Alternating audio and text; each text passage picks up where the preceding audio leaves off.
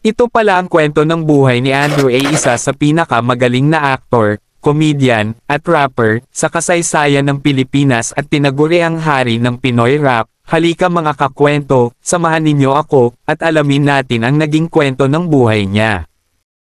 Si Andrew Ford Valentino Espiritu, na mas kilala bilang Andrew E., ay isang Pilipinong rapper, aktor, at komedyante na kinikilalang hari ng Pinoy rap at isa sa mga nagpasimulan ng genre sa Pilipinas.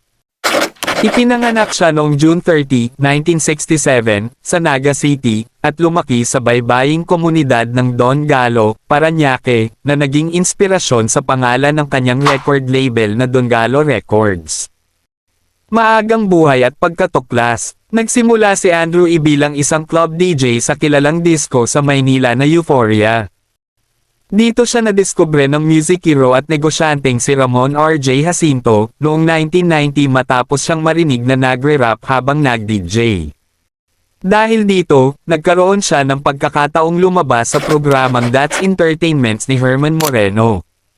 Pagsikat dekada 1990.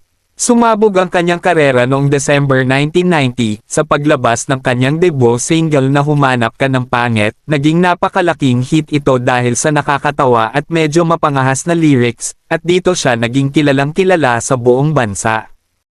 Tagumpay sa pelikula dahil sa kasikatan ng kanta, naging pelikula ito noong 1991. Sumunod pa ang kanyang mga patok na pelikula tulad ng Alabang Girls, Mahirap Maging Pogi, at Andrew Ford Medina. Record label? Noong 1997, itinatag niya ang Don Galo Records, ang kauna-unahang rap-exclusive record label sa Pilipinas, na tumulong sa paghubog ng mga artist tulad ng Salvo Cuta. Pag-unlad ng karera at pandaigdigang karanasan. Noong huling bahagi ng dekada 1990, 1998 hanggang 2000, nanirahan si Andrew E. sa Japan, kung saan siya nagtanghal sa mga club at naglabas ng Japanese rap na Bakajane.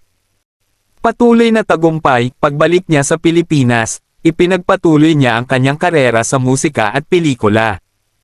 Noong 2010, nanalo ang kanyang album na Clubzilla, ng Rap Album of the Year sa PMPC Star Awards for Music.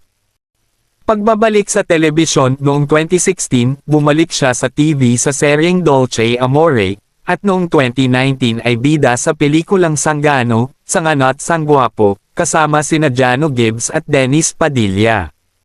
Mga huling taon 2024 hanggang 2026.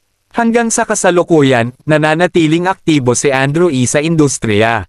Mga konsyerto noong December 2024, ipinagdiwang niya ang mahigit 30 taon sa industriya sa konsyertong Time for Your Mind sa New Frontier Theater. Noong 2025, pinangunahan niya ang Tagalog Rap Festival Dubai Tour sa Coca-Cola Arena.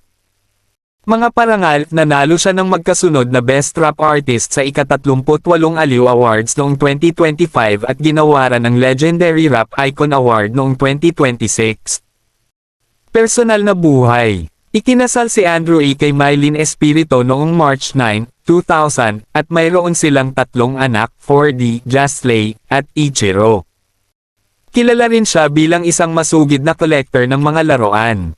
Nagustuhan nyo ba ang ating video mga kakwento? Wag mo naman kalimutang i-like ang video natin at i-follow mo na rin ako, para updated ka sa mga bagong video natin at i-comment mo na rin dyan sa baba kung saan lugar ka para alam ko kung saan nakarating ang ating video. Salamat!